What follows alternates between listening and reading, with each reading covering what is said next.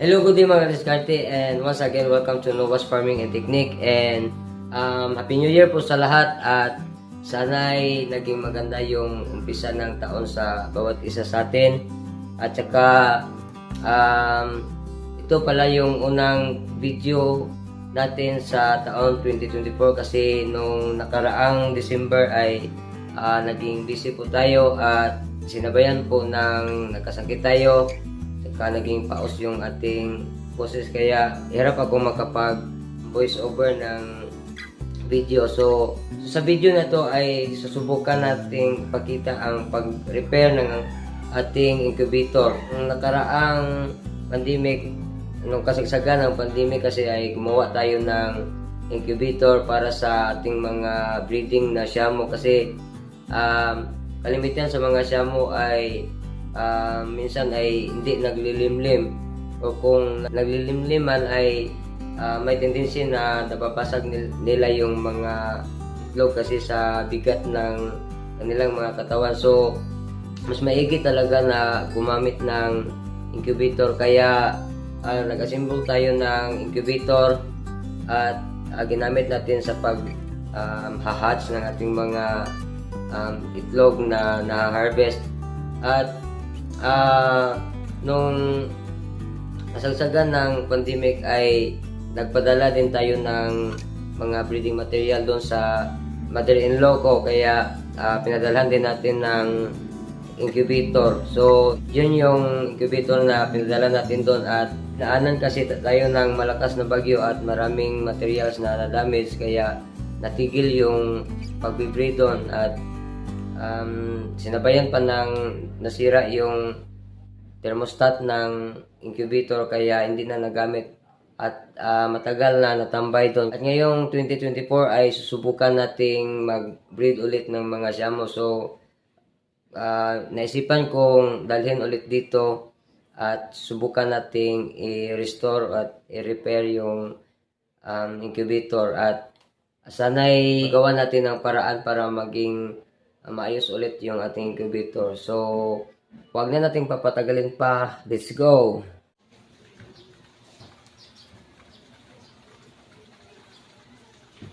So ito na yung incubator na ating i-repair. So kung makikita natin ay napakadumi na, kasi hindi ako nakakamali ay almost 5 years na ito mula nung ating inassemble. So ipapakita po natin yung pinakaloob niya, at dito po yung mga eggs na hatching. So dito natin ilalagay. Tanggalin natin muna to, at ipapakita natin yung kung paano to gumagana at paano natin ito dinisenyo. Bale manual lang po yung incubator na to, pero ginawa natin paraan para mas madali ang pag-rotate ng ating mga eggs na isinasalang dito. So ipapakita po natin kung paano to gumagana. So ito yung posisyon ng egg, at pag i-move natin sa kabila ay mag-turn ito ng 180 degrees. So bali ikot ito sa kabilang side. So bali sa mga automatic incubator ay nagto-turn ito usually, kung di ako nagkakamali, every 3 hours. Pero sa atin ay at least may turn na to nito kahit 3 times a day. At tatanggalin na natin to. So pakita na rin natin yung pinakaloob ng ating incubator, yung mga wirings niya at yung mga parts ng incubator. Labi Joy sa kubi.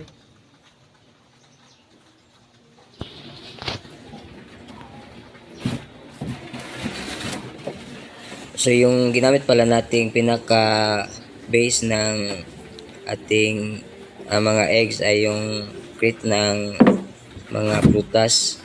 So yun yung available sa atin yung, kaya ito lang yung ginamit natin na bali housing ng mga parts.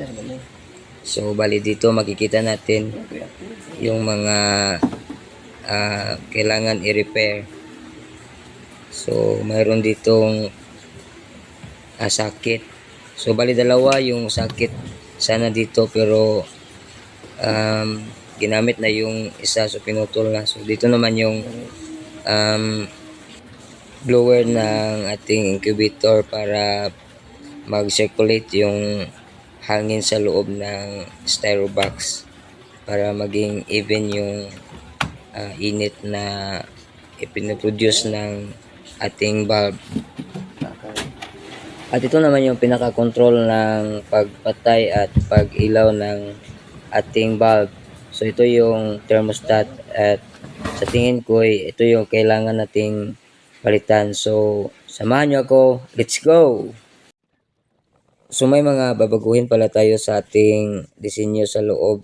Kaya una nating ginawa ay tinanggalan natin yung harang ng blower kasi medyo hindi masyadong malakas yung pag-blow ng blower kasi may harang dito sa bandang likod niya. So minabuti nating tanggalan natin ng harang para mas maka-blow ng malakas yung blower. At sa bandang kabila naman ay tinanggalan din natin ito ng harang para makagawa din tayo ng butas doon sa ating styro box, para dito na lang natin idadaan yung pagre-refill ng tubig doon sa ating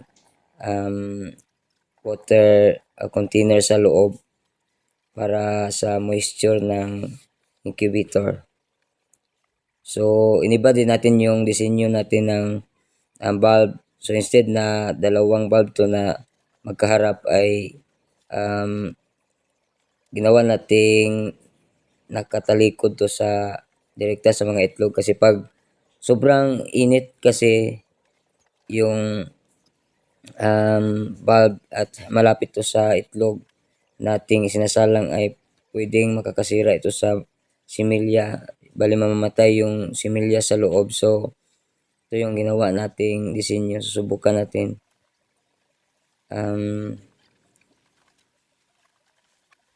So ngayon ay ito yung nabili nating thermostat. So papalitan natin to. So ang ating ginawa ay tinanggal to at pinalitan lang natin ng bago.